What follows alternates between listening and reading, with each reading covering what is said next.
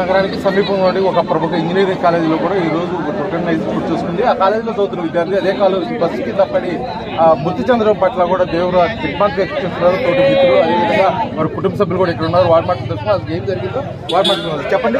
మీరు మీతో పాటు చదువుకున్న వెంకటేశ్వర రోడ్డు ఏం జరిగింది? డాటా వచ్చాను రోడ్డు బస్సు ఎంతో సడన్ వచ్చి గుద్దేసింది అబ్బాయిని. 6 గంటల దాకా ఎవరు స్టాప్ అయితే చుట్టుపక్కల చుట్టుపక్కల వరకు ఇంకా ఉండి వాళ్ళు చూస్తా ఉన్నారు. రోడ్ల మీద నుంచి చూస్తా ఉన్నారు సార్. ఇంకా ఎక్కువ పోయింది.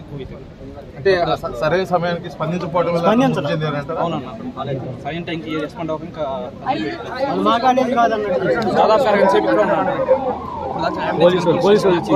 పోలీసు వాళ్ళు వచ్చి తీసుకెళ్ళి ట్రాఫిక్ పోలీసు వచ్చి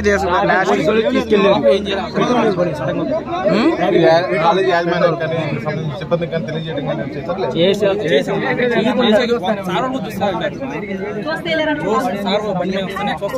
చూస్తా వెళ్ళారు. బస్సు కూడా డివైడర్ల మీద నుంచి చూస్తా ఉన్నారు దగ్గర రాకుండా.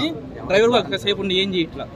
సార్ అంటే కాలేజీ సంబంధించి చేశారు. ఎవరు పేరు?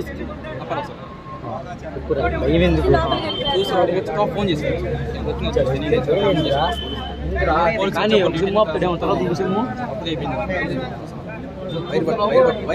ఇప్పుడు ఇక్కడ కాలేజీ దగ్గర